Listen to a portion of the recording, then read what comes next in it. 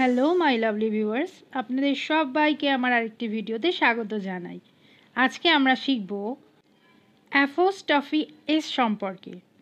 তাহলে চলুন শুরু করা যাক। গার্লস স্কুল, বহু বচন, মালিকানা, অনেক মেয়ের স্কুল। অর্থাৎ একটি স্কুল যেখানে অনেক মেয়ে পড়াশোনা করে। নিয়ম: গার্লস শব্দের এসের পরে অ্যাপোস্ট্রফি বসে, কারণ এটি অনেক মেয়ের স্কুল বোঝায়। উদাহরণ: this is a prestigious girls school. এটি একটি বিখ্যাত মেয়েদের স্কুল। এখানে স্কুলটি অনেক মেয়েদের জন্য, তাই গার্লস স্কুল হবে। গার্লস স্কুল, এক বচন, মালিকানা, এক মেয়ের স্কুল।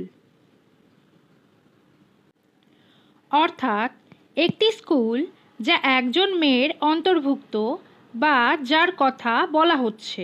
নিয়ম: গার্লস স্কুলে এসের আগে অ্যাপোস্ট্রফি বসে, কারণ এটি শুধু এক মেয়ের স্কুল বোঝাচ্ছে। উদাহরণ: this is a girls school project. এটি একটি মেয়ের স্কুলের প্রজেক্ট। এখানে প্রজেক্টটি একটি নির্দিষ্ট মেয়ের, তাই এখানে গার্লের পরে অ্যাপোস্ট্রফি এস যুক্ত হয়ে গার্লস স্কুল হবে। সহজ নিয়মে মনে রাখার জন্য, যদি স্কুলটি সকল মেয়েদের জন্য হয় তাহলে গার্লস স্কুল হবে, অর্থাৎ GIRLS তারপর অ্যাপোস্ট্রফি হবে।